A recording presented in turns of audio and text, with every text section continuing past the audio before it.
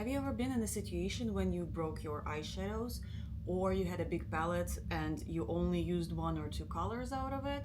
Or on the contrary, you have a huge palette and everything is used except for one color left? Today, we will be organizing our old shadows into one convenient palette. Hello YouTube, my name is Vesta and I'm a student in a beauty academy working towards my professional certification as a makeup artist. Here on this channel, I share with you what I learned, my mistakes, observations, and hopefully progress. Stay with me and you can learn a thing or two about beauty and style. Today I prepared a bunch of older products that I have. Those are all dry powders, so they are fine, but they are very inconvenient for me to use. For example, I love these quite old eyeshadows by Art Deco, but they are, I think those used to be testers. They're in this single little case, which is very inconvenient considering that it holds like this with a plastic cap, so it's always a complete mess. Here, this one is it's by Sephora. I don't know why they do just one single eyeshadow and they use this gigantic case. To me, it's very silly. Yeah, see what happens. And I have this pretty large old palette. I can't even see where it comes from, but this will throw away. So I almost used all of it, but I still kind of like the shade, which I use from time to time, but I don't want to bring this huge thing with me anywhere. So let's put all of it on one palette. When I say one palette, what I mean is this little thing. I just recently bought it. It's my first time using it and I'm very, very excited. The idea of this thing, it's empty. It doesn't have anything inside, but it's magnetic.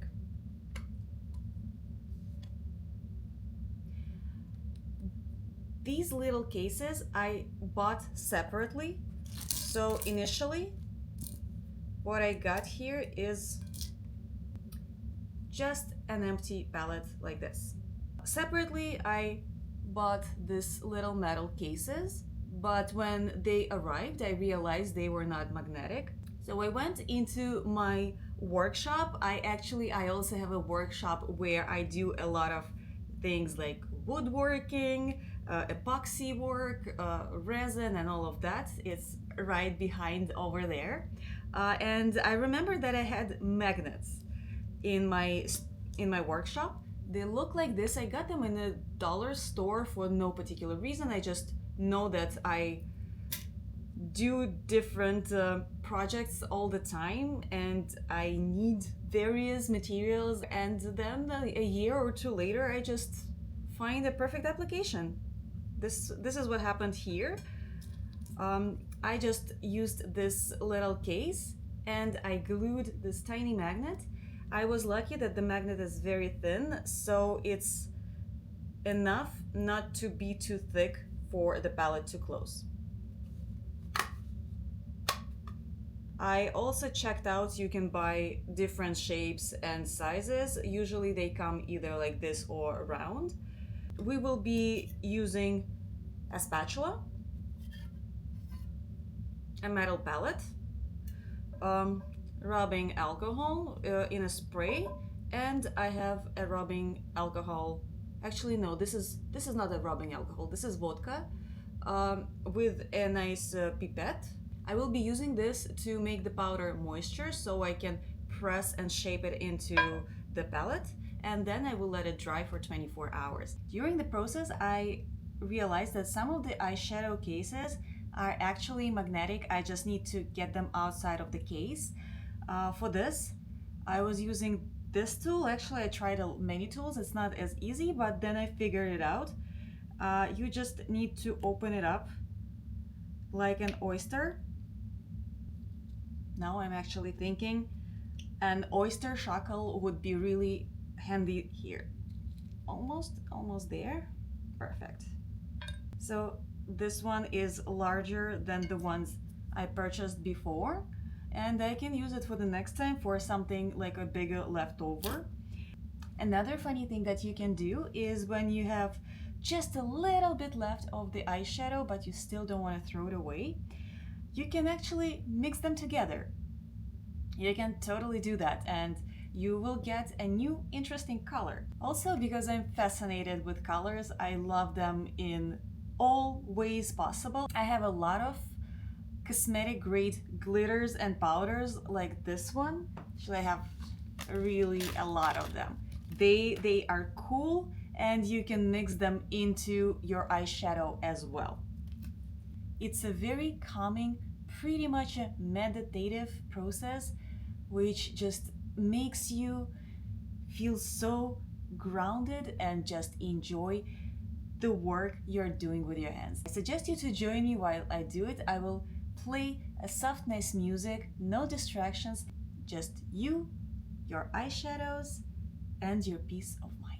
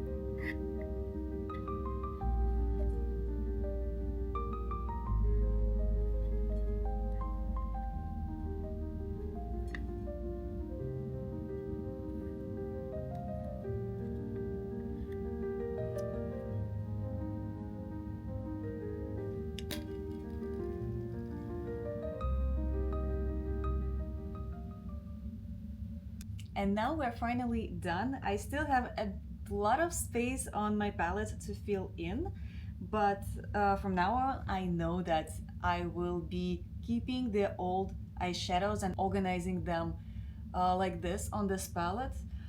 Also, I just thought that this palette can be very convenient, especially for makeup artists. When you have so many colors, you can just have them like this in those tiny containers, and you can customize them when you have a particular look that you are going for today and you're going to the client. Instead of taking 5 different palettes because you need one color from this one color from another one, you can just organize them on this palette and take one and go. Now they need about 24 hours to dry, and tomorrow we will swatch them together and see if the alcohol affected the color and the texture and if they're still good. I'm especially curious about this one because it is a mix of 3 colors, and in the end of the day it turned out perfect brown, which I might actually use for my eyebrows. It's very interesting. Let's give it some time and test it. All right, it has been 24 hours, so let's see what we have.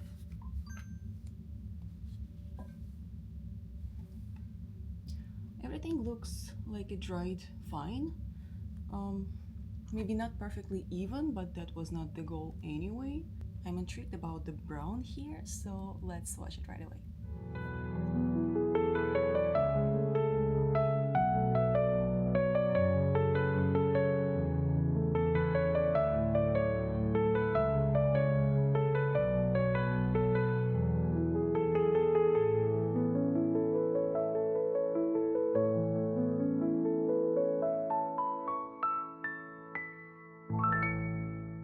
This is it for today. I hope you found something useful for yourself, and I hope to see you in the next video. Goodbye.